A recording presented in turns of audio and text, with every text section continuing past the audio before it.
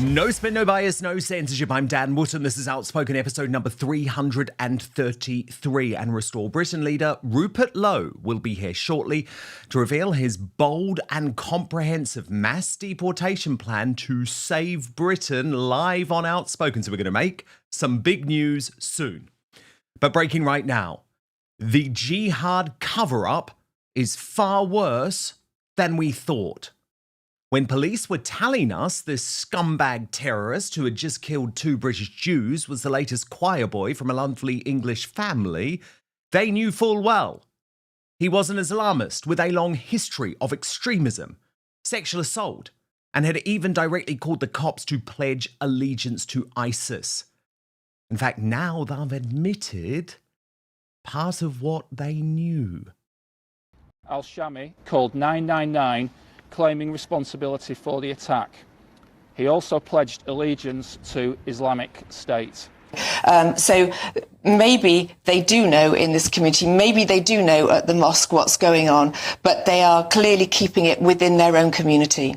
So this is authoritarian information control, pure and simple, designed to conceal the truth and maintain power over the little people with lies.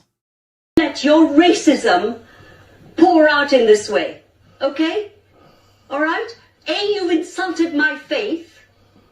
The danger today is not Muslims. We have another Islamist-inspired terror attack that has killed innocent people. Are the angry white men the bigger problem? Obviously not. Obviously and completely not. So maybe some are waking up because the people have had enough.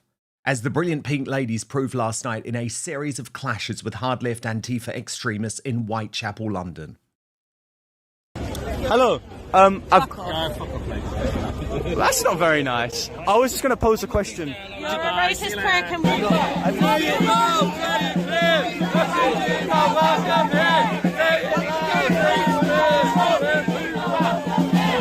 ones that maybe need asylum for war and things like that, who got protested out by hotel in Epping. Are they not worth What? There's no women and children in the hotel in Epping. It's all men. There are no women. It's 138 men. the women and children that do need help? Where are the women and children?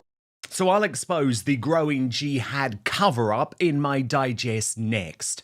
Then I'm joined by Phillip Kiszely, the cultural historian, academic, author, political commentator, and senior fellow at the New Culture Forum. Also coming up on the show today, the most insane wedding speech ever, as a bride takes the mic to lecture her guests and her new husband on trans rights and Palestine. You have to see this to believe it. And Woke ITV's Big Brother goes full Orwell after evicting a reform-supporting contestant, but refusing to say why. Then, in the uncancelled after show on Substack, Megyn Kelly slams Meghan Markle as being unwell. And even the New York Times turns on its old pal Prince Harry as the duplicitous duo prepare to appear in New York and pick up a ludicrous Humanitarian of the Year award. Meanwhile, Catherine, the Princess of Wales, manages to expose them both by writing a deeply personal essay to try and help parents. So we're going to get into it all with royal YouTube sensations, the Sidley twins. You can sign up on my Substack, www.outspoken.live. We're also going to be revealing a brand new Greatest Britain and Union Jackass by the end of the show. Here are your nominees for the worst Britain in the world today. You can vote right now in our live chat on YouTube. Owen Jones, nominated by Helen O'Driscoll, who says the left seem to be furious that peace may be breaking out. Psychopaths. Dr. Scholar, nominated by It's Only Me 44 for comparing Israel to the Nazis on the day Donald Trump announced that the first stage of a peace deal is done. And James Cleverly, nominated by Kaz Quinn, who says, who the hell does James not so cleverly think he is? Tommy Robinson and others of his ilk? This language and rhetoric is being orchestrated to cause division amongst us. Okay, get voting. Keep your comments coming on the live chat throughout the show. I will read out the best at the end of the show. So do stay with us today. But now, let's go. So we knew they were lying to us, but now we have categorical and undeniable proof. And this is a huge moment for the disunited kingdom.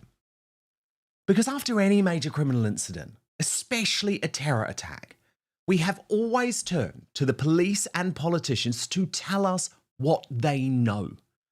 And while there's always been an appreciation that not all operational details can be shared, a broad culture of trust meant we assumed that by and large we were getting the facts, be it after 7/7 or the Ariana Grande bombing or London Bridge attacks. But not anymore. Not anymore. After an Islamist terror attack, the priority of the deep state and all authorities is now to work together to conceal and cover up the truth for the goal of what they describe as community cohesion. So they will lie and gaslight. They will plead for more time.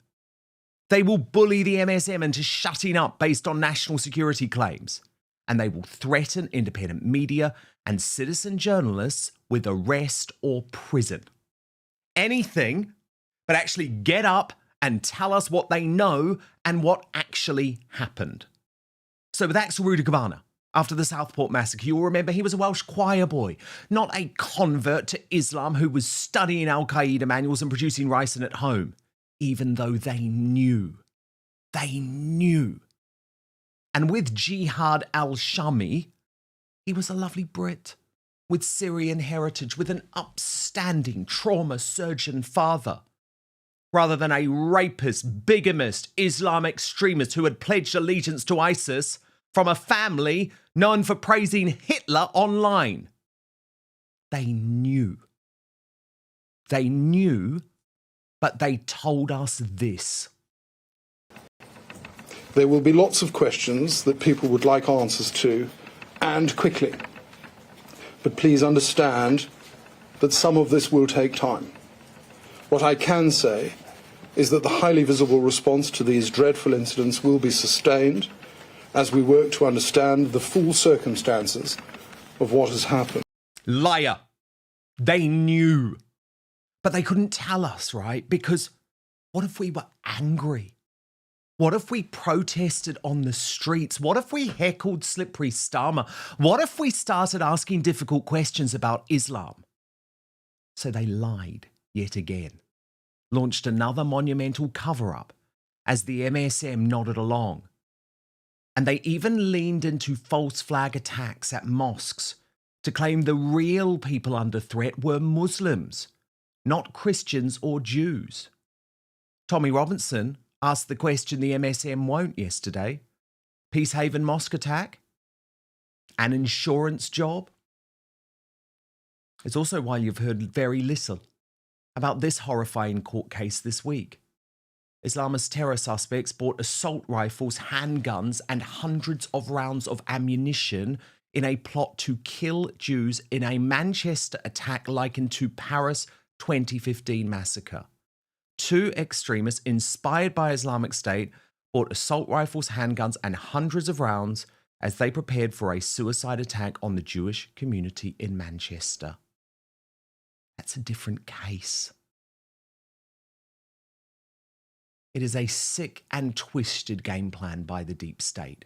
But it's now common. And unfortunately, it's why we can no longer trust the scumbags in charge. Yesterday, the police had to admit the truth. Al-Shami called 999, claiming responsibility for the attack. He also pledged allegiance to Islamic State. The attack continued, but thanks to the bravery of security staff, worshippers, and the fast action of police, the attacker was prevented from gaining access to the synagogue. Yes, but you knew that last week when you told us you had no idea who this guy was. Let's just remember what you actually knew. You knew he was a bigamist. You knew that there had been calls about his extremism and his Islam practices from worried neighbours. You knew that he was alleged of rape. You knew that he had called you to pledge his allegiance to ISIS, but you told us none of it.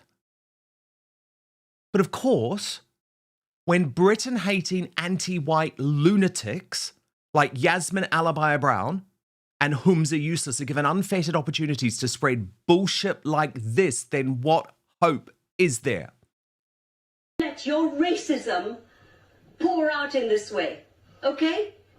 All right? You've insulted my faith. The danger today is not Muslims, it's Israel, it's America, it's Russia, it's Russia. The UK government continues to sell arms to the government of Israel. So this doesn't, I'm afraid, whitewash what the UK government is doing in Gaza. And look, let me just remind you of your history, of course.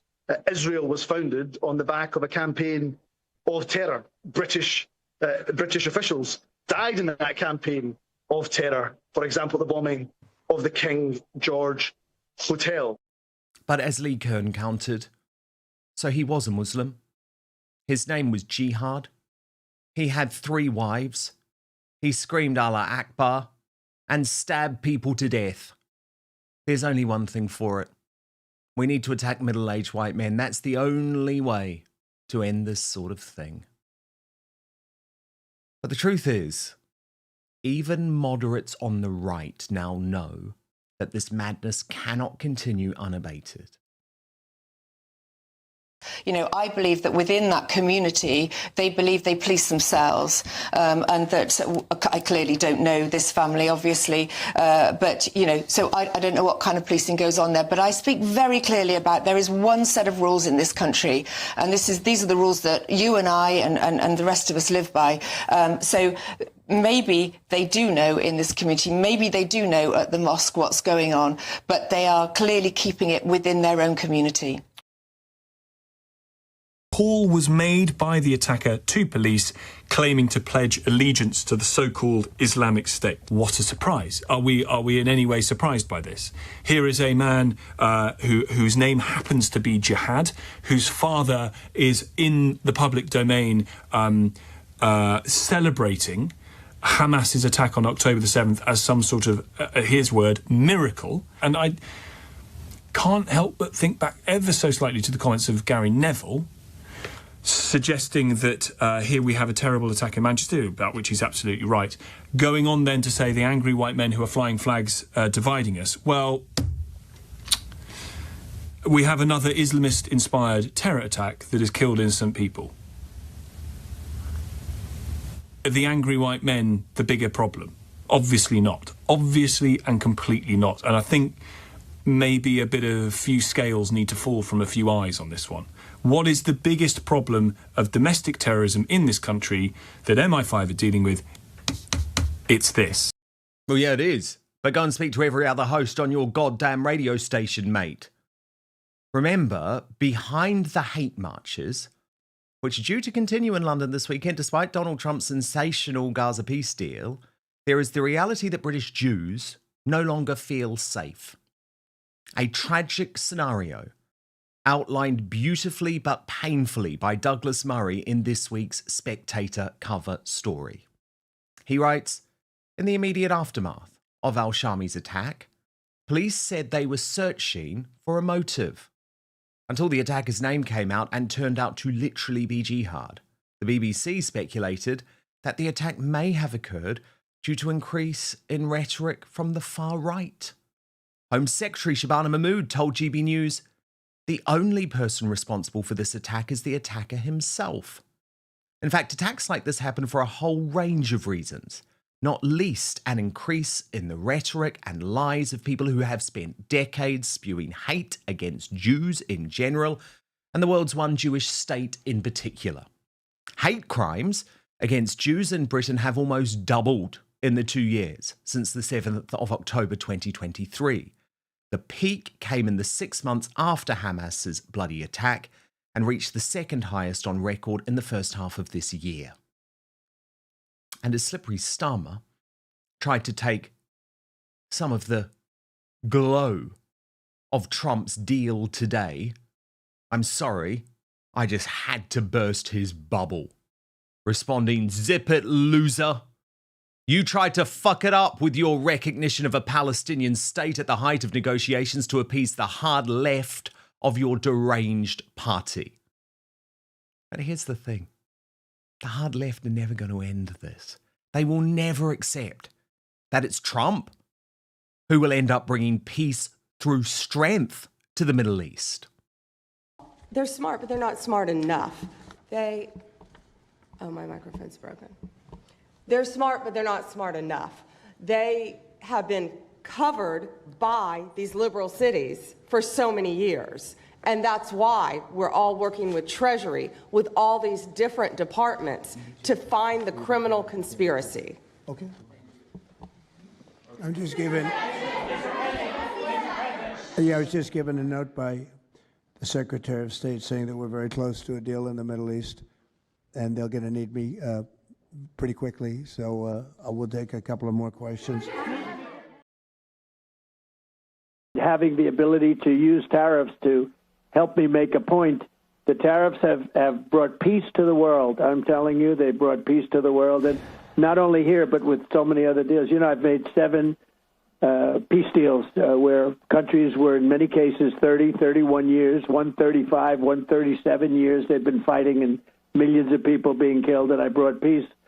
And I did it through, in not all cases, but probably in at least 5 of the 7 that we've done so far, it was through trade.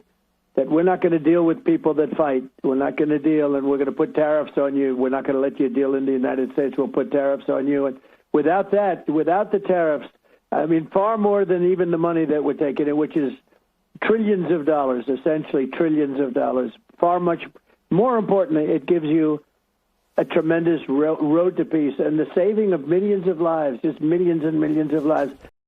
Give the man the Nobel Peace Prize now. But just look at the genuinely deranged reaction from the left. I mean, James who writes, O'Brien you on must be LBC. gutted that Trump brokered this peace deal. Seriously, I cannot believe the amount of space I occupy in your head. If even on a day like today, your first thought is me. What you also forgot is that I have a history button on my texts. So I know you're the guy who wrote, Khan said that Palestine should not be run by a Westerner. Well, maybe London shouldn't be run by a Muslim. So there you go. You hate integration, you hate democracy, and you hate Muslims. And almost inevitably, on another day, why should everyone else prop up families who can't afford to bring up kids? These people shouldn't have kids if they can't afford to care for them. If only someone had cared for you, mate, when you were little, you wouldn't have turned into such a bilious, toxic dump of a human being. A toxic dump of a human being. That is how James O'Brien feels about British patriots. But trust me, even peace in Gaza will not stop the violence of the woke and Islamist extremist left in the UK, who are now following the US Antifa playbook. I mean, last night in Whitechapel, we saw this coalition of the wretched literally bringing violence to the streets of East London in order to protest against mothers and grandmothers who don't want their young daughters and granddaughters to be sexually assaulted by illegal immigrants on the street.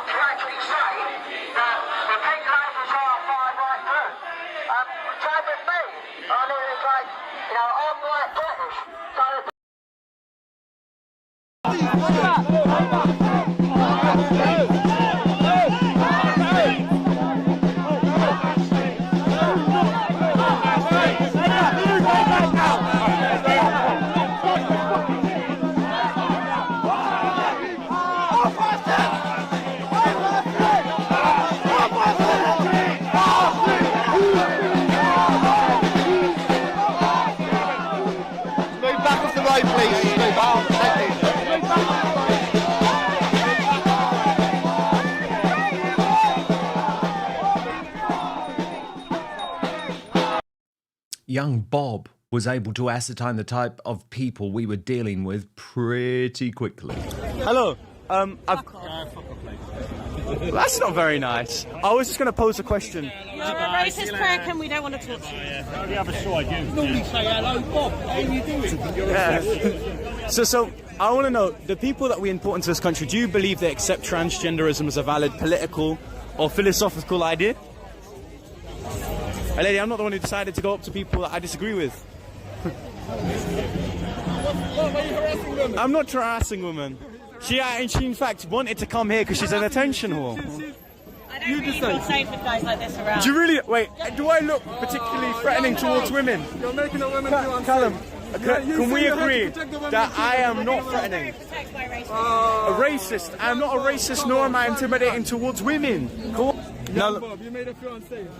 I lost all respect for you now. I think a man who actually has a penis makes her scared. To be honest with you, a man that actually agrees with their biological sex scares that woman. Live and direct right now outside of Whitechapel, and what we have is a full cordon, a full kettle. They cannot get out right now. They've got the whole police to block them. They cannot leave or enter. So in the midst of that madness, enter Sarah White, the fearless pink lady, in pink body paint this time, and I have to say, looking incredible, decided to single-handedly dismantle the hard lefters who literally don't give a shit about the safety of young girls. You need actual facts. The fact that you are here and no one is making any problem is just a proof. No one's giving you any hate. You know, No, and we're not giving you hate though. We're not giving you any hate because surely everyone is vulnerable when they're attacked. Our children are most vulnerable. Just 1 minute. It's all children. Our children, but children are the most precious. Our children are most precious. What about children? What about children that Israel is killing every day?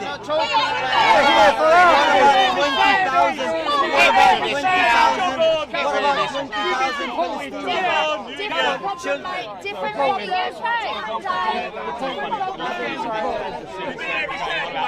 I knew that word was going to be all that. Take your left even with you.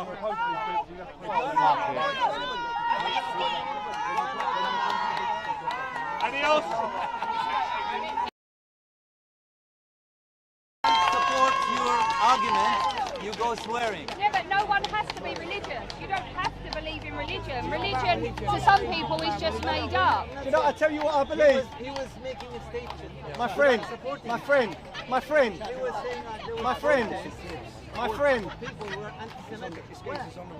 They're up and down the country. We see people that are anti-Semitic. Right, forget this. Forget the religion. Have you got anything to say about the young 14-year-old girl that was sexually assaulted in Epping? Yes or no? Of course, it's a bad Do you have thing. anything to say about Jimmy Savile? Whenever it happens. What do you have to say about Jimmy Savile? He's disgusting man, and absolutely disgusting individual, and good riddance to him. I'm glad he's dead. I'm glad he's dead. Shame he wasn't alive. Well, we're here to demonstrate against sexual assault of young children. But what about and you're all women? counter-protesting us. What about all women and children? What about the grooming gang scandal? That is predominantly Pakistani men that groom young white girls. What about that? So you can bring up Jimmy Savile, you can bring up a lot of people. There are bad in every culture. Yeah, Prince Andrew. Yeah, Prince Andrew. We're not fan of Prince Andrew. If you watch me on the telly, I'll quote Prince Andrew. What are you talking about? No one in the UK likes Prince Andrew. This is about peacefully demonstrating for the safety of our women and our children. And you're counter-demonstrating us. So what does that say for you? Come with actual facts. So just tell me a bit about all women and children in the UK, not women and children in another country. Yeah. So including the ones that maybe need asylum for war and things like that, who got protested out by a hotel in Epping. Are they not worth saying? What? There's no women and children in the hotel in Epping. It's all men. There are no women. It's 138 men. The women and children that do need help. Where are the women and children? Where are they? No, I'm not. No. I'm asking. Where are they? You said in this country. You said yes. the children in this Yes. country, Yeah. need assistance for all women and children, right? Yes. Would you also support the women and children that flee other countries to this country? What, Would you France? support them? France? Any country. What, they flee France? France, maybe. Are they at war? Is France at war? I'm a mother. One moment. As a mother, I would never, ever, ever endanger my children's lives when I am at a point of safety. So to put them on a rubber dinghy and cross a channel, I would question their integrity as a mother. Hear, hear. For analysis today, I'm joined by the great Phillip Kiszely, the cultural historian, academic author, political commentator and senior fellow at the New Culture Forum, who argues the demographics of Manchester, where Jihad al-Shami was radicalised, help explain the deep trouble we are now in. Look at this. Dr. Kiszely writes, currently writing about Greater Manchester's population change.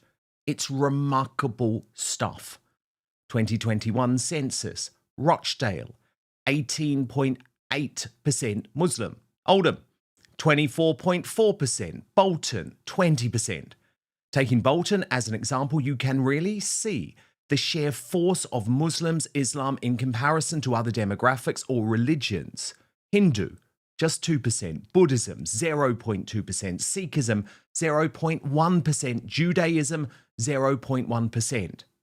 He argues in 10 years' time, there will be little or no Western influence in any of these towns. That's when minority rights will seek to exist. If you aren't worried, you're stupid. We are looking at unprecedented levels of cultural upheaval. I do culture for a living, and I simply can't comprehend the enormity of the change coming. Bearing in mind that many members of non-integrated communities simply do not show up on such surveys, we can assume the Muslim demographic is much bigger across the board. And Dr. Phillip Kiszely joins me now. Phillip, so brilliant to have you back on Outspoken.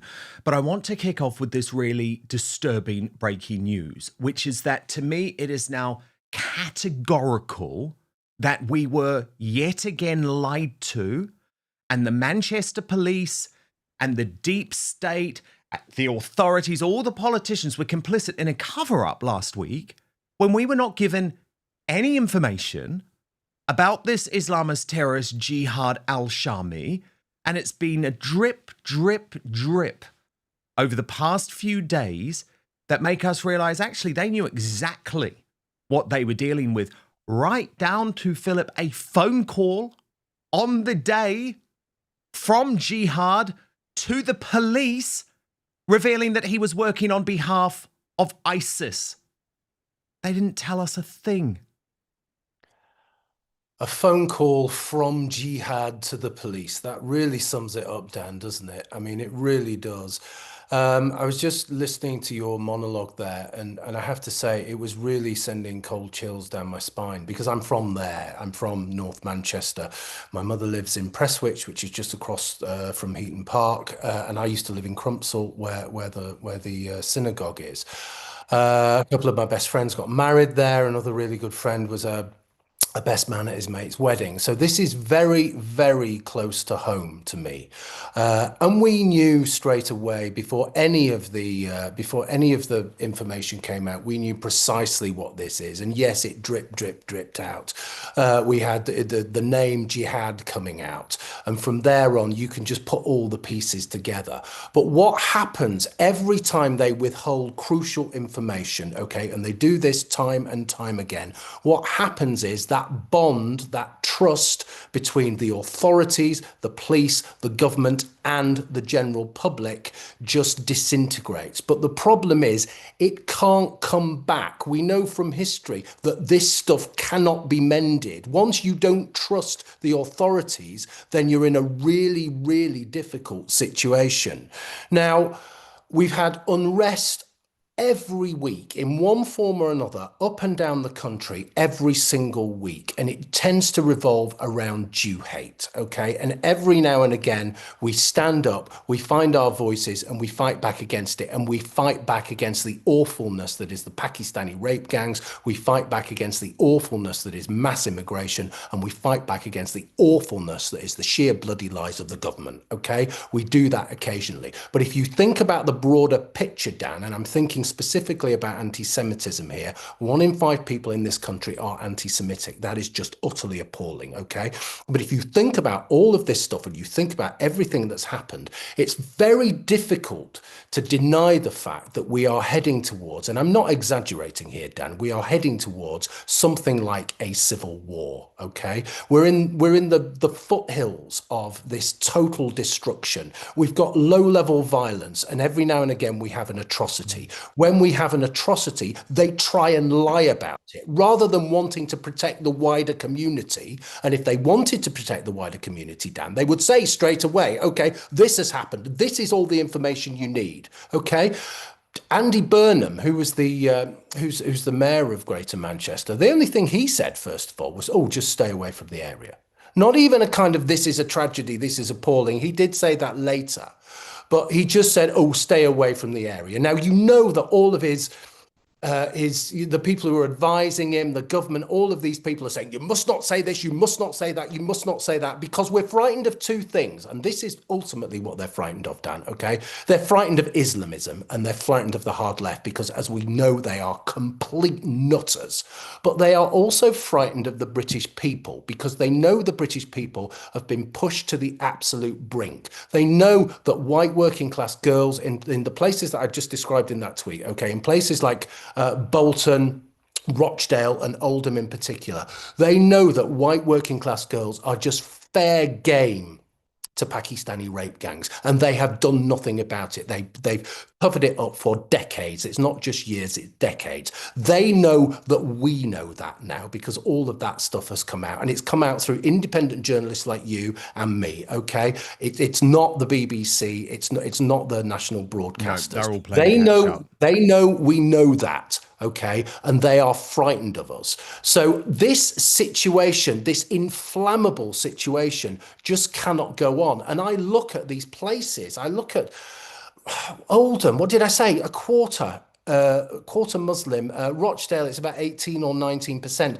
These places have different rules. They have negotiated policing. Okay, if you're gay, if you're Jewish, if you're white, you simply can't live there. Okay, or you need protection. We're in a situation where this can't go on. And as you say, the police are doing nothing about it. Rather, they're covering it up and hoping it's going to go away. Dan, it's not going to go away. And then you note the elite class and the reaction of the elite class. And I know another local to you was Gary Neville, who's blamed the whole situation on middle-aged angry men this week. But did you see that attack from James O'Brien too? You know, calling someone a toxic dumpster of a human being. I think if you're going around calling someone a toxic dumpster of a human being, someone who you don't know, someone who's actually watching your show, that says more about you than it does about them. Okay, so right, I'm actually, again, I'm from round the corner from Gary Neville. We went to neighbouring schools, so I saw what he said, you know, which was just classic champagne socialist elite cultural snobbery, trying to talk down to the plebs. What he said in his little video. So I did a little responsive video that kind of went viral as well. And I said in that video, Dan, and I think it's really important, and I think you've said a similar kind of thing, that actually he is a danger to people because what he's doing is... I think he's a national security threat. Honestly, you can laugh at it, but I think he's a national security risk. I wish I was laughing, Dan. I'm not laughing because I think you're absolutely right, because what he's doing, he's emboldening these Islamist nutters.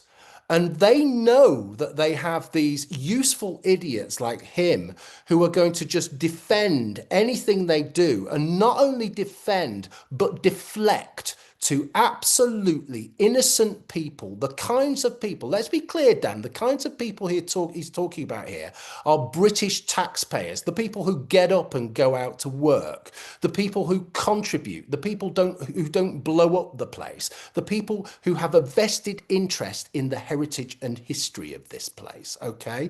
And I just get really, sorry if I I sound really upset about this, but as I say, it's so close to home. I feel the danger, not least because, as you know, my partner's Jewish and she's Israeli, and we live up here, and all of this stuff is happening on a daily basis. Jews in places like Manchester, Leeds, and of course in London are frightened of walking the streets because they know that this anti-Semitism, this kind of potential violence is legitimated by people like him and by a government as well that's also just recognized the fantasy anti-Semitic la land of Palestine, okay? It doesn't exist, it never will exist, but the government has just recognized that and guess what? On the back of it, there's an Islamist attack. And Philip, you talk about civil war, and I think those scenes in Whitechapel last night were a precursor, because this isn't going away now.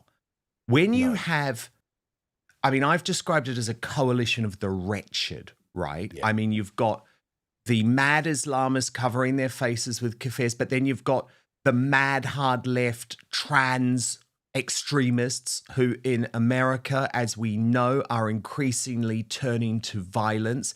And then you've got the hard left woke mob, and they are coming together now for these violent protests. I mean, the scenes were close to a riot at certain points last night, Philip, and think they were protesting against mothers last night. That's what the counter protest was. I mean, scenes like this, which are not one-off scenes now. These are happening up and down the country, Philip, on a almost daily basis now, seem to be the precursor for a civil war. But of course, the government's response is, let's shut down all protest altogether. It is. I mean, I was just listening to the footage in your monologue, and you showed Hamza Useless there. And very interestingly and very tellingly, Dan, he didn't say our country when he was talking about Britain. He said your country. And I think that says an awful lot about what these people think. They are a fifth column. They do not belong to this country. And that's not me saying they don't belong to this country. That's them. They feel as though they do not belong to this country. This country is not their country. They are actively working against it to undermine it. And if they are festooned in this kind of regalia, Middle Eastern regalia, kafirs, but they're also festooned in Palestinian flags, and they're also festooned in rainbow flags and progress flags. All of this stuff is a kind of anti-Western quasi-religion. All of these things come together as a means, a kind of proxy means of saying, no, we hate you. And not only do we hate you, we are signaling that we are a clear and present threat to you. We are signaling violence to you, and that violence will come. Now, the government's response to this is to say, oh, well, please don't do that. Please don't march this weekend. You know, Jews have just been slaughtered in the street like so much meat. Please don't march this weekend because we don't want you to do that. The minute the ordinary, decent people kind of campaign outside some of these migrant hotels, the police are on them like crazy. And not only are they on them like crazy, they're shipping in bought and paid for leftist agitators to really push back against them as well. So they can say, oh, look, the far right are causing trouble. And who are the far right here? The far right are women and children who don't want to be raped by illegal immigrants who shouldn't be in this country. I think we've got to say it as it is. And one of the real great strengths of this show is that you do that day in, day out, week in, week out. And this is the only way, Dan, that we're going to make any difference here. If we keep calling it out, if we keep pushing back, if we stop being afraid of name calling and, oh, you're racist or you're transphobic or you're any of those things. No, I'm not. I'm absolutely not. And I'm convinced and confident in myself to know that. And I will push back against any pro-Palestinian, any anti-Semite, any Britain hater, and any anti-Western lunatic that comes in my path, because I'm at the stage now where I know things are almost beyond crisis point, okay? And I have platforms and you have platforms, so I will use a platform, as you do, to really push back and make sure that these people understand that we do want to fight back and we will fight back. We must, absolutely right. Crisis point, as you say, verge of a civil war, as you say, and do stand by Phillip Kiszely of the New Culture Forum, because we will come back to you very shortly. Breaking right now, Restore Britain leader Rupert Lowe has just unveiled a bold and comprehensive mass deportation plan to save the UK. It reveals that 1.8 million illegals destroying our country could be booted within the course of just 3 years by launching a hostile environment to encourage self-deportations, combined with 150,000 to 200,000 forced deportations every 12 months. The Mass Deportations Legitimacy, Legality and Logistics paper, co-authored by our friend Harrison Pitt, goes much further than Reform UK and Nigel Farage has, calling to repeal every trace of the UNRC and launching a groundbreaking Great Clarification Act. To unveil his plan, which has already infuriated lefties today, Rupert Lowe joins me now for today's uncancelled interview.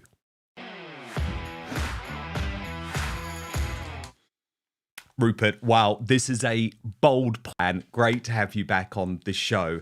Just before we get to it, though, we haven't spoken since this terrible terror attack in Manchester last week. And I just want your reaction, Rupert, to the fact that yet again, we were not told the truth about Jihad al-Shami. Last week, the police were making out, this was some type of choir boy. They knew nothing about him. This week, all of a sudden, he's been reported to the police by his neighbours for extremism regarding Islam. He's a bigamist. He's on bail for rape. And he even called the police, Rupert, on the day and said that this attack was in allegiance of ISIS. Why do they keep lying to us? Why is there a cover-up regarding Islamist terrorism? Well, Dan, I think it probably is related to the work we're doing on the rape gang scandal. I think the establishment has turned a blind eye to the most vile things now for 20 plus years. We're going to, our inquiry has now reached, it's done a lot of the preamble, and we've now got the hearing set for early February, and we should have a report out by the end of March. And I think, in answer to your question, it goes to the fact that the establishment knows it's let the British people down, let all the electorate down. This post-war experiment with multiculturalism has failed, definitively. We haven't got huge numbers of people integrating in our society. We've got siloed immigration, which just doesn't work. You have to have integration, as Robert Jenrick's been saying this week. So I personally don't think there's any excuse for the police not to be completely transparent about everything. They are, after all, public servants, and their duty, above all else, is to inform the British people who fund them, who pay their taxes, who live here legally, and ultimately who suffer when people like this reprehensible character start threatening people going about their business in a legal and perfectly rational way. So it's a disgrace. And it also goes to this business, as you know, of the police interviewing me voluntarily over two palpably false witness statements. I mean, how can they waste their time on that when they're not dealing with far more serious issues, as I say, which have been going on for many, many years? So I think they need to shake themselves up and start to understand that public servants are supposed to serve, and they're supposed to tell people the truth. Totally. Now, look, I have read this 113-page report today. It is incredibly comprehensive. One of the criticisms of the Reform UK mass deportation plan was how short it was and how light on detail it was. So you have very much put the meat on the bones and said, look, they can all go. You are not being at all equivocal about this. You know, you're not saying 600,000, Rupert, over the course of a parliamentary term, which is where reform have got to. You are saying every single illegal will be gone within 3 years if your plan is followed. How are you going to do it? Well, first of all, Dan, I'd like to pay credit to my team, and as you mentioned, Harrison Pitt, but also, Alistair Harrison, Liam Porter, Charlie Downs, all of them have contributed to this paper. And as you know, we had a vote of our membership, which is growing fast. Our objective is to unite common sense thought in this country. I know we're called far right, but actually we're not. We're just common sense people who want their country back. We want to unite that, because the more people who unite round that banner, the more power we will have to make common sense prevail. And we took the view, we had a vote, and the most important issue as far as our membership was concerned was mass deportation, which, as you know, originally was at the root cause of Nigel Farage's disapproval of the speeches I was making in Parliament, which I think has actually moved the Overton window, and even the Tory party is now talking about deportation, which is great. So we wanted, once we'd had the vote, we wanted to produce a paper that didn't just rely on a soundbite. We wanted to actually do the work to analyse what the issues are that have created the situation that the woke judiciary are able to effectively protect people who are here illegally with the insane judgments that we keep getting.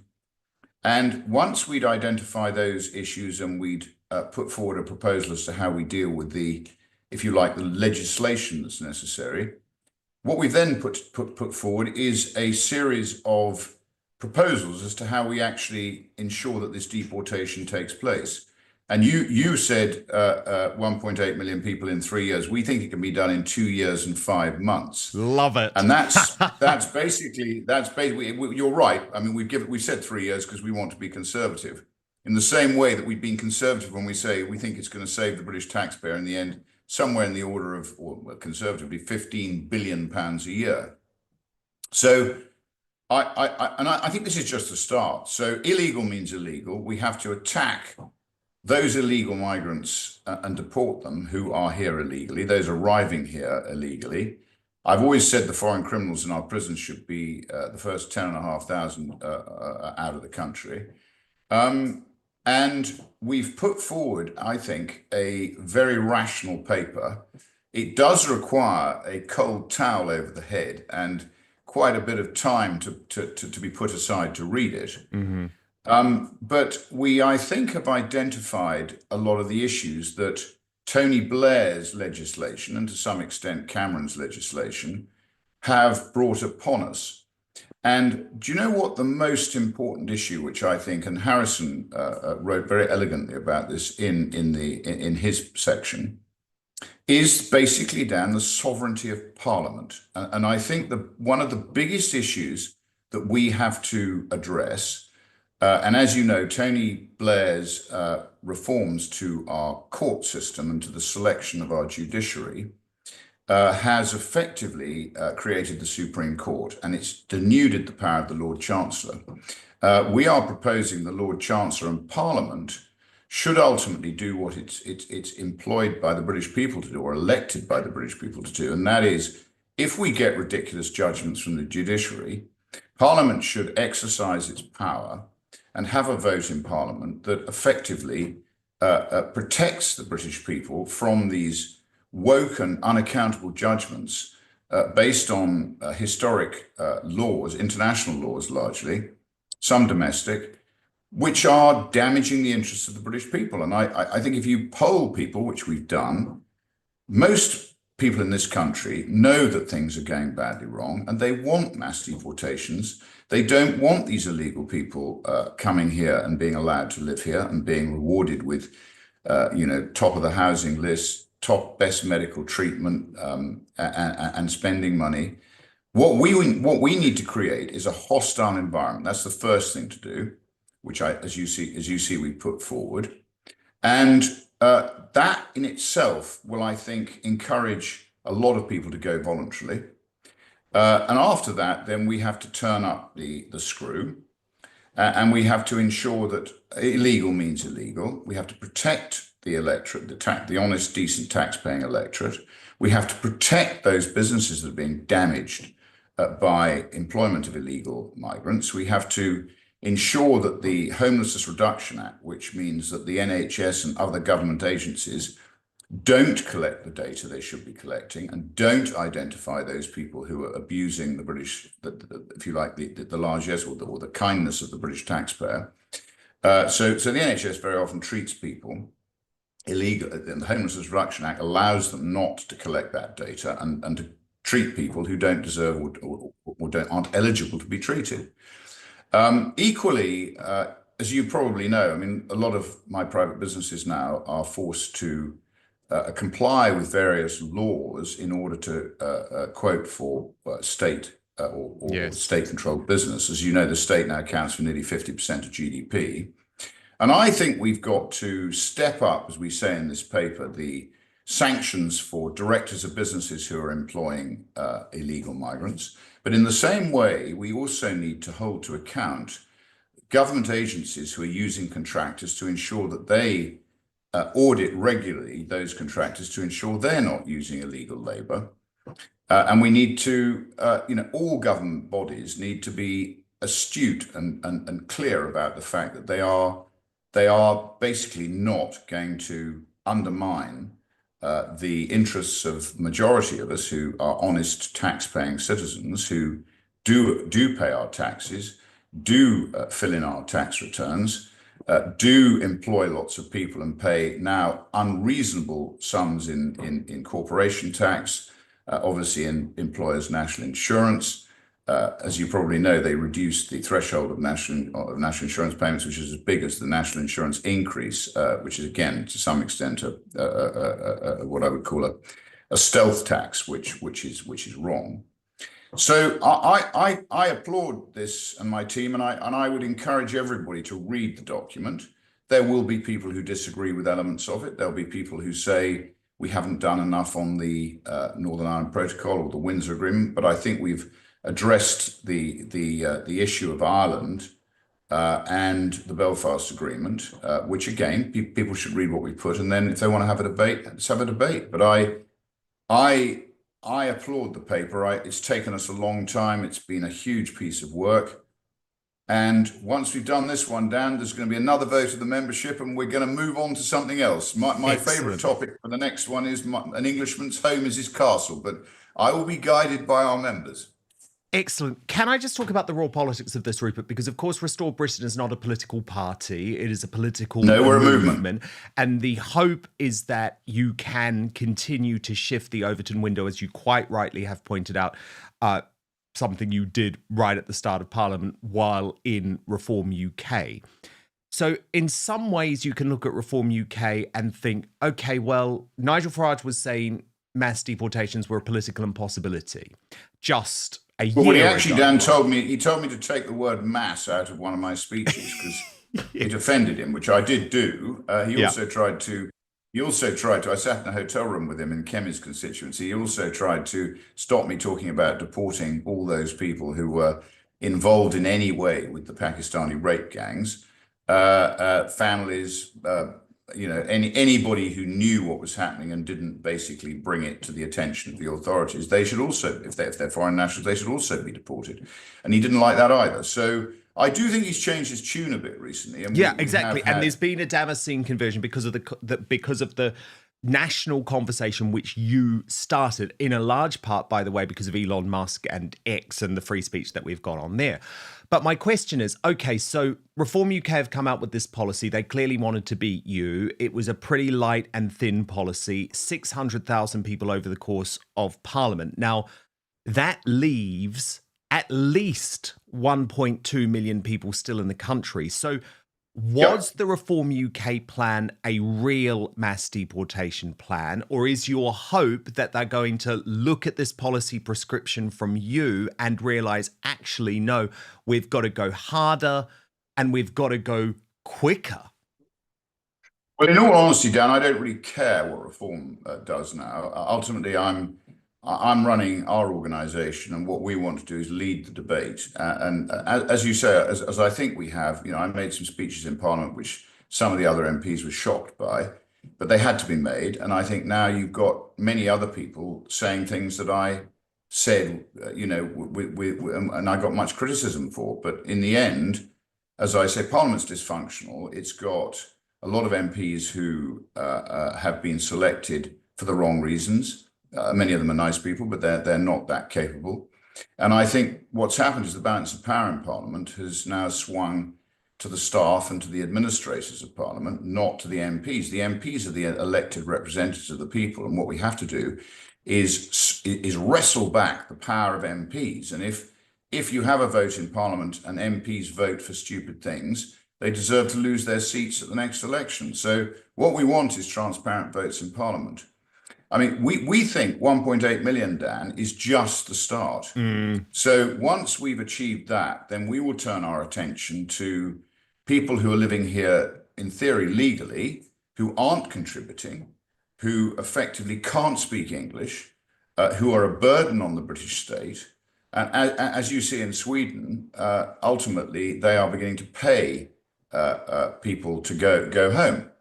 And they've worked out that, there is a level at which you can effectively invest in remigration, which will save you money and improve the quality of life for the remaining people. So remigration is on top of this. That would come extra. after this. The first easy win, as we've identified, is the illegal arrivals and the illegal people, the people living here illegally. And as you know from sewage and various other records which we mention in there, we think that number is somewhere between 1.2, but we think it's more likely 1.8 million, which is why we've used that number. And we think we can get rid of them within 2 years and 5 months, worst case 3 years. And a lot of that will be by just creating a hostile environment. But I think the object of this paper is to show it can be done. As Douglas Carswell said today, it requires political will if we're to avoid the balkanization of this country. And I agree with him. He's been very sound on this all the way along. Sadly, he's now living in America, but he is, I think, very concerned about this country, and he's actually supported what we've done. And I think a lot of it, he thinks makes good sense, which I'm encouraged by. Well, it makes good sense to me. I really recommend people read this report. Mass deportations, legitimacy, legality, and logistics. And yeah, there's a lot of logistics involved here. Rupert Lowe, leader of Restore Britain. So great to have you back on Outspoken. Thank you, Rupert. Thanks for having me on, Dan. Thank you. Now, just imagine it's your wedding day and you're up at the top table, right, as the groom.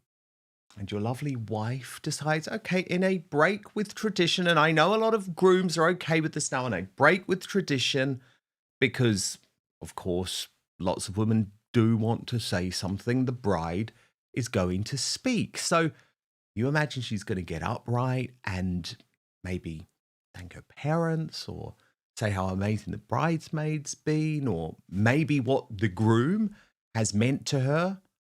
Well, not in the new woke world. Look at this woman called Tara, who has now gone viral for the most insane wedding speech in history. I really mean it. You're not going to believe this. But then I saw her Instagram profile, right? And I thought, oh God, she's right from central casting. These people are truly unbearable. There you go. All of the boxes ticked, right? All of the flags, the she, her pronouns. Gal on the internet got you mad, lad. Embarrassing for you. Free Palestine. Trans women are women. Trans men are men. And all of this came crashing through in the worst wedding speech of all time, the wokest wedding speech of all time. Your jaw is going to hit the floor. Watch. Their demonization of trans people, our government and media is currently also complicit in a genocide. And I know some of you may think a wedding is not the time to think of this, but it frankly would not sit right with me to not take this opportunity when I have a platform to speak on this issue. Everyone should be able to have a day like today, and I don't mean with all this sort of thing. I mean a day surrounded by loved ones who wholeheartedly support us and our relationship with no judgment. We are in a relationship that is simultaneously celebrated by random strangers who find out we're engaged, but also is so mainstream that no one bats an eyelid if we were to walk down the street hand in hand. We are not ostracized by society for simply being who we are and loving who we love. Everyone should get to feel how that feels. Transgender people are being punished for simply being who they are, and we must speak up.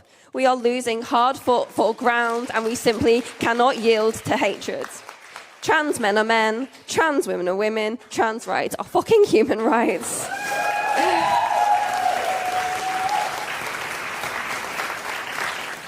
Alongside their demonization of trans people, our government and media is currently also complicit in a genocide. And I know some of you may think a wedding is not the time to think of this, but it frankly would not sit right with me to not take this opportunity when I have a platform to speak on this issue. The ethnic cleansing of the Palestinian people is a horror that cannot be ignored. We cannot succumb to hatred. We have to email our MPs, we have to speak up, or we will be lost, all of us. All this love has to be good for something beyond our immediate surroundings. And then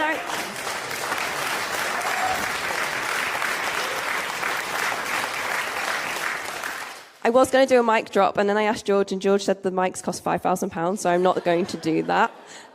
So yeah, in short, I love Matthew, free Palestine, and trans rights are human rights. Enjoy your main.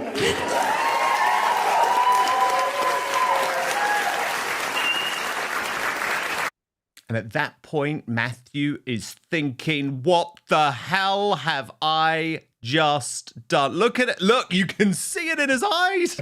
He's like, what have I done? Phillip Kiszely of the New Culture Forum, Senior Fellow, back with me. Whoa. But, I mean, this is something you look at a lot, right, Phillip? Because this is the woke mind virus now seeping into every aspect of our culture. What does that wedding speech represent? Oh, I mean, well, first of all, I mean, the guy, that speech hasn't come out of nowhere. He must have known that he was marrying a narcissist. I mean, a proper, a medical definition narcissist. And he's just kind of sat there meekly and quietly while she's saving the world. I mean, yes, this is a mind virus, but people are indoctrinated into this. So this is what she's actually doing there, Dan, is taking the everyday agenda of university, of A-levels, of high school, everything that is just thrown at them all the time, and just reproducing it in her wedding speech. And it's probably not that weird to us looking at that, it's absolutely bizarre. Although it's not bizarre to me because I worked in the education system for 25 years. Okay, so if in the education system, if you're talking about drama, for example, you don't do any drama, you just talk about Palestine and trans. If you're studying history, you just talk about Palestine and trans and BLM and all of that kind of thing. So all of this stuff infects everything. But it was really interesting to look at her, wasn't it? Because she was there, she was performing, and her face when she got her little bits of rounds of applause and whoops, and she was doing a little effing blind and all of that kind of thing. That was the most important thing to her, that little dopamine shot. The wedding, nah, who cares about the wedding? It's the social media potential that's there. That's the most important thing. And that's the thing that we've produced as a society. We've produced these ghastly little monsters who are massively privileged, really wealthy there. What, £5,000 microphone? Crikey. You know, that's what we've done. That's what we've done to ourselves. There's a hell of a lot of undoing we've got to do. Well, it was interesting the other day, Philip, that May Mailman, who is one of Stephen Miller's sort of key lieutenants in the world of MAGA within the Trump White House, described this sort of desperate desire amongst that generation for victimhood, right? Even though they are so clearly not victims in any way. She described it as Meghan Markle syndrome. And I think there's something to that, right? Yeah, as well, I think it's a desperate desire to mean something, to be something, to have an existence that is just not absolutely meaningless, because they can't latch on to anything. They've got no struggle, okay, because they're massively privileged. They can't invest in anything because they hate their country. They're not interested in that. They're not interested in anything else other than themselves. So that self is projected onto these similarly narcissistic causes. So the Palestine one is the obvious one, but so is the trans one. I can't think of anything more psychotic and narcissistic than trans activism. And so it's this kind of thing of desperately wanting worth. It's not just about virtue, it's also about worth, but it's tied in with this poisonous narcissism. So yes, I definitely get the Meghan Markle thing there. And I just, you know what? I just feel sorry for that poor guy. Imagine being married to that. How long is it going to last, Philip? How long do we give that? Because with all the will in the world, even if you're politically aligned, being married to someone who is a perpetual victim, I mean, look at it in Harry's face, for example. Like, there's a misery that comes with surrounding yourself by someone like that, right? Well, these people just drain all the life, all the energy out of any situation whatsoever.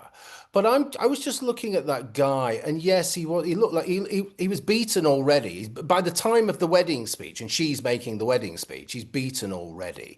But that says something about a lot of our men in this country. You know, when I look to people who were on the protests and standing up against these pro-Palestine, pro-trans leftist nutters, the people who were on those marches saying something and doing something, I'm so proud of them. But there are so many guys here who've had, and it's not necessarily their fault. They've been told all their lives that they're poisonous, that their masculinity is terrible, that the color of their skin is just dreadful, and it makes them into timid little husks of people, you know. And what I want guys to do is, and you know, and I talk to lots of people, you know, people get in touch with me, and after 25 years of teaching, I say, look, stand up against all of this stuff. Be proud of your masculinity. Be proud of who you are. Be proud of your white skin, and don't let these psychotic, absolutely psychotic, uber liberal women walk all over you, because that woman doesn't love her husband. She's got no interest in her husband. It wasn't about her husband. It was about her. But all her husband does is just sit there meekly, accept it, and think, well, this is my lot. Breaking right now, woke ITV's Big Brother in big trouble as a viewer boycott sees ratings slump to a low of 400,000 after this show, which remember was a social experiment named after George Orwell, finally goes truly Orwell. Now, there have been two significant viral moments on this show, both of them as disturbing as each other. And I'm going to get into it today because this was a show actually that I think in the past at least was really important. It was really important because the whole idea is that you could put people from all walks of life into a house together, see how they reacted. And do you know what? free speech and conflict were absolutely critical to the success of the format. Not anymore, though. As Charlotte Gill posted, the irony of this show being called Big Brother, now producers really are behaving like Orwell's creation. It was a result of two incidents. So the first involves a female contestant called Caroline Monk, who was in discussion with a trans man on the show, right? So a biological female, someone with a vagina, and also a Reform UK voting Nigel Farage supporter. He's been booted. She's been traumatized and warned. Paul Joseph Watson summed up brilliantly why Normie TV has gone so mad. Fellow housemates and the viewing public. Agreed. It's a literal commie-style struggle session.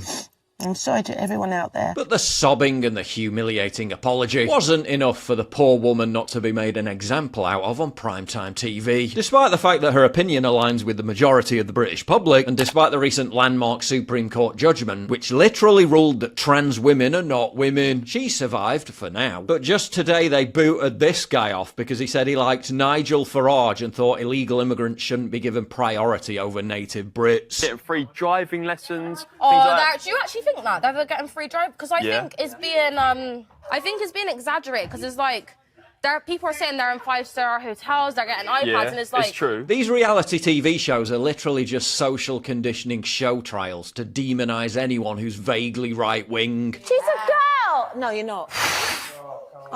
Let's revel just for a second in the delicious irony of Big Brother, the same entity which in Orwell's 1984 literally tortured Winston into believing that 2 + 2 = 5. In its 21st century reality TV incarnation, psychologically bullying a woman under threat of career harm and national shame into believing that a biological female can become a man, publicly humiliating her on national television in the process. The party told you to reject the evidence of your eyes and ears. Paul Joseph Watson, he is so brilliant, isn't he? What is most bizarre about George's first forced removal from the show is that Woke TV won't say what he said. They won't broadcast it. They won't brief on it. They're just going to say that it was so bad.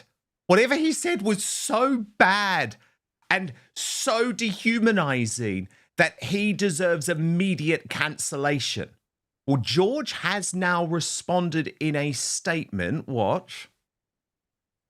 Star George has issued a statement after being kicked out of the Big Brother house. Obviously, you'll know he's been booted out by show bosses for his unacceptable language. Since leaving the house, he has now issued a statement. So George has said, as a flag bearer of freedom of speech, I never hesitate to discuss and question any topic, regardless of how contentious it might be. He added, sadly, the boundaries of what is deemed offensive are subjective, and evidently I went too far this time by crossing their line one too many times. It's a shame that specific debate could not be had, and that it has had to end like this. Infamy, infamy, they've all got it in for me. ITV will air scenes featuring George tonight. They won't air what he said, so Big Brother viewers won't hear the comments that have led to him being booted out of the house. Since being on the show, he has really split opinion, to say the least. This is among viewers of Big Brother, but also among his co-stars. You know, he's said some things that have really upset people on several occasions, and I don't think it will come as a massive shock to a lot of fans that he has left the house. But it's really divided the internet. Some are devastated that he's gone, others are saying they're going to tune back into the show now that he's no longer on it. But what Big Brother has released is the transcript of a truly Orwell-style diary room conversation when George was being asked to leave the Big Brother house. So Big Brother says to George, Big Brother has warned you on separate occasions about language, including issuing you with a formal warning.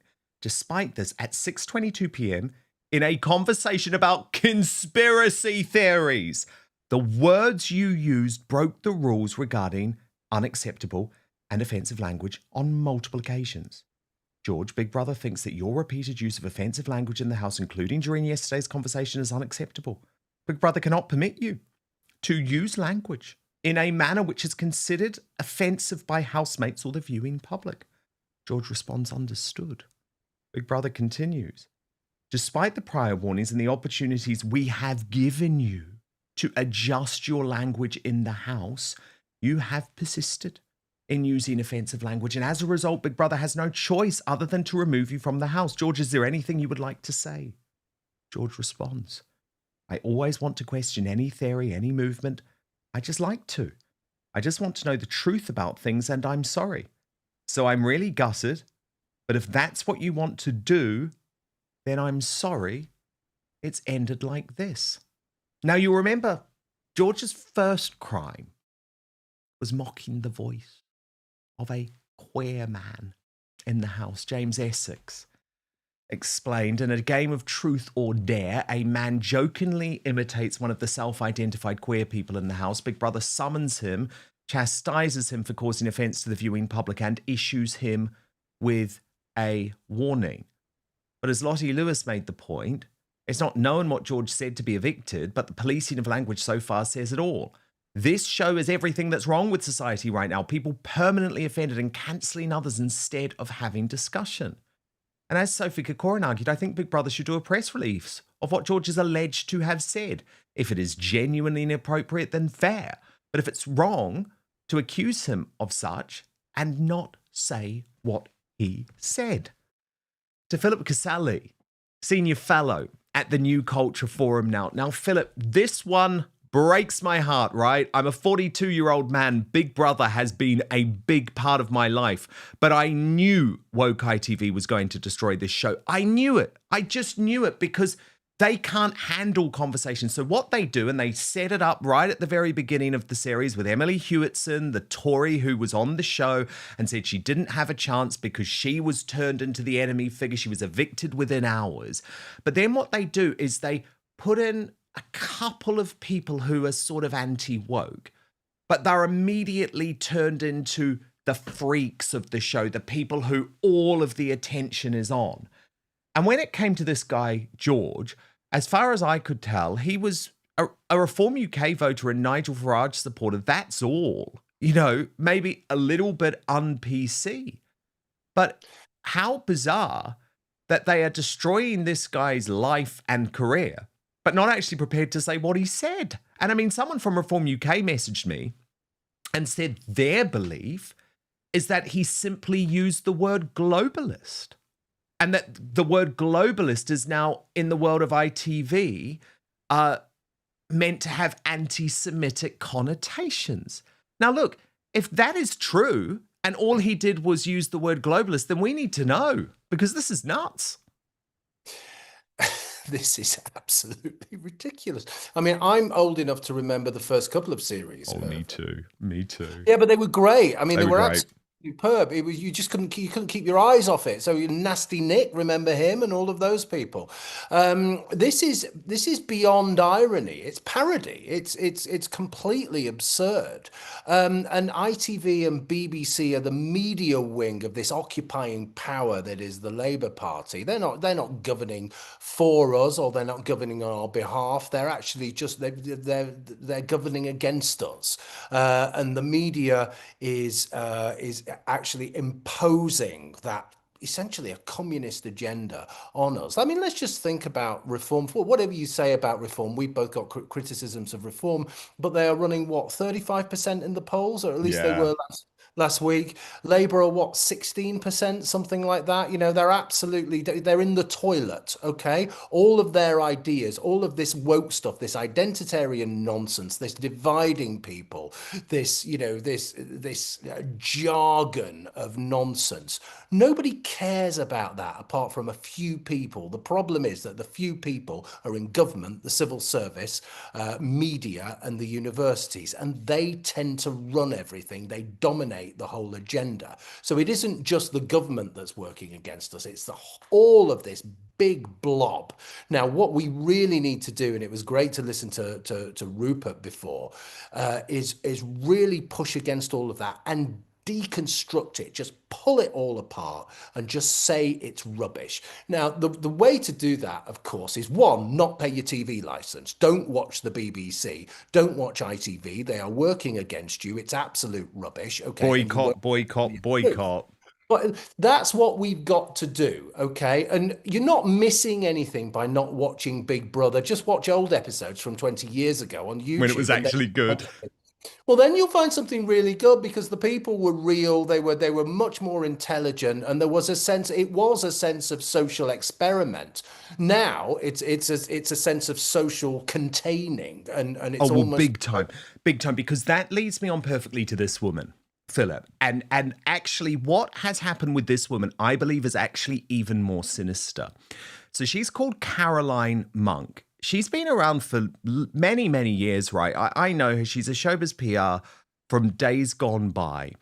And she used to actually be in a relationship, and my God, I feel for her. I mean, she's gone through it all in a relationship with Matthew Wright, you know, one of the worst men in Britain. So as I say, she knows how to deal with true evil, this woman.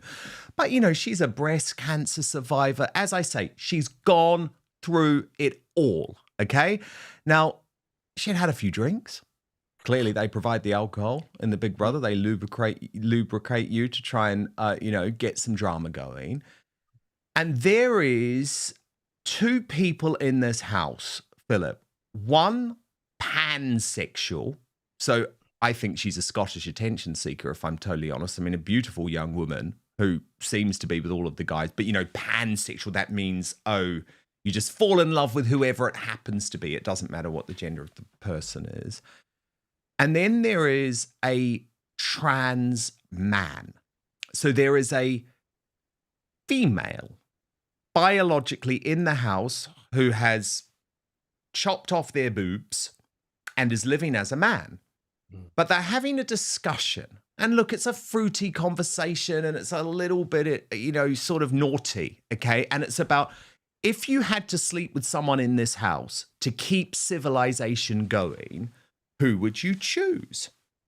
And of course, Caroline is making the point to the pansexual, well, you couldn't keep civilization going by sleeping with the trans man, because the trans man has a vagina and a womb. Okay, so it's a biological reality. But at that point, all of the other housemates know, oh, you're going to be dragged because you've just gone against the woke ideology. This woman, within about an hour, is broken. She's sobbing. She feels like her life is over, her career is over. She's dragged into the diary room where she is given, again, a totally Orwellian lecture by Big Brother, where she's sort of saying, I'm wrong and I'm a terrible person and I couldn't apologize enough. And no wonder there is outrage, right? So RIP times 4 nutmeg says, a Big Brother contestant has been issued with a formal warning because she said, but you haven't got a willy, to a female contestant. Well, they were talking about her impregnating another woman. The other contestant pretends to be a man, and the comment was considered transphobic. Grifty on the pansexual thing said, woke Big Brother issued a contestant a warning because she got confused about gender when another contestant said she was pansexual, and she said, you like pans. This gender BS is getting out of control. Transgender trend made the point that the scary thing about this is that it's real life. This is exactly how girls are shamed for pointing out reality and is typical of how girls react. She totally accepts the judgment against her and internalizes the disgust and self-loathing. She takes it all on. She submits. And John James, who is brilliant on all of this gender critical stuff, said, I used to work on Big Brother in the early years. No contestant should be humiliated for stating biological facts. And the treatment of Caroline Monk, Philip, was truly horrific to watch. Yeah, I mean, I couldn't actually watch it. I had to turn off because it was essentially abuse. That we were watching abuse and a kind of psychological torture live. It was kind of like a Maoist struggle session, really, wasn't it? Yes. That's probably the way to describe it. I think as I was watching it, Dan, I was thinking about all of the massive, really serious misogyny that that this represents, and that we see with the Pink Ladies, for example, you know, pushing back against all of these men telling them that they shouldn't be protesting against rapists and foreigners who are in this country who just want to kind of have sex with little girls. Exactly, it's the image that we're seeing at the moment on screen.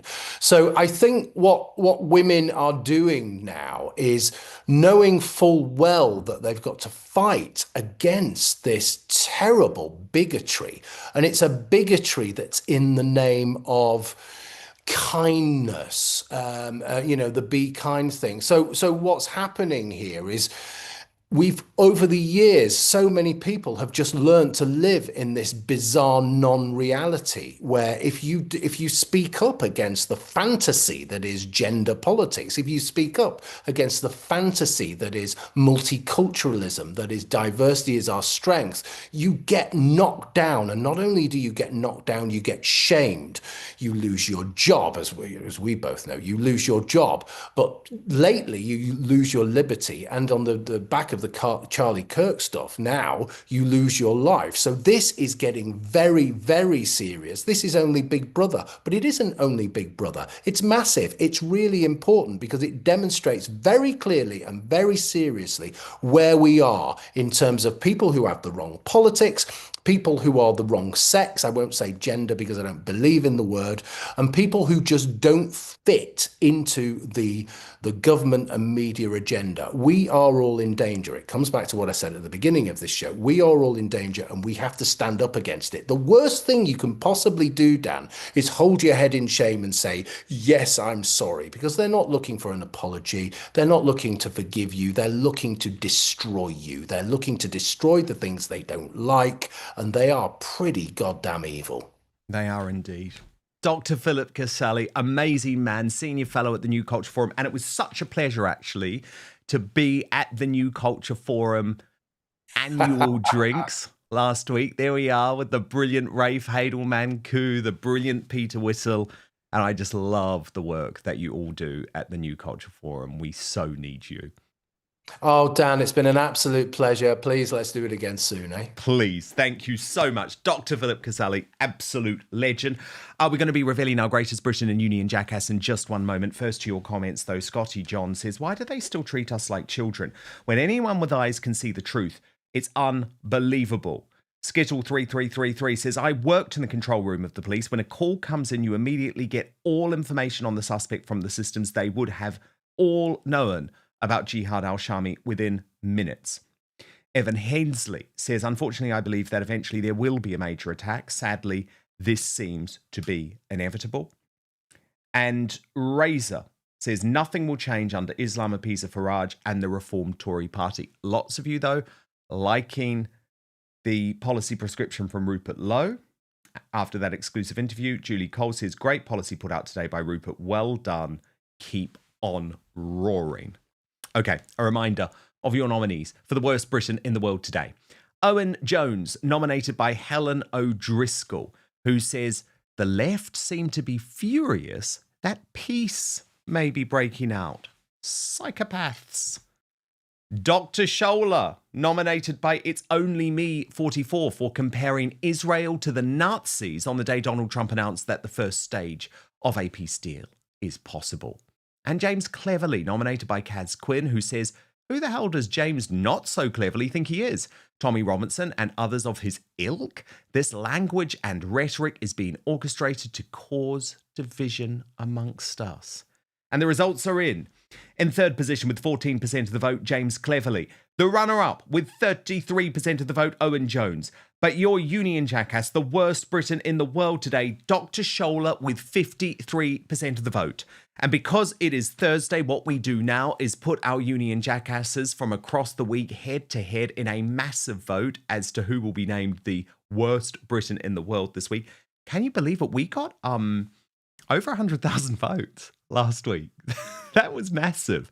So a reminder of your nominees. This will be available, by the way, in the YouTube post tab straight after the show. On Monday, it was Gary Neville for his ludicrous decision to blame white, middle-aged, angry men for the Islamic terrorist attack by Jihad al-Shami.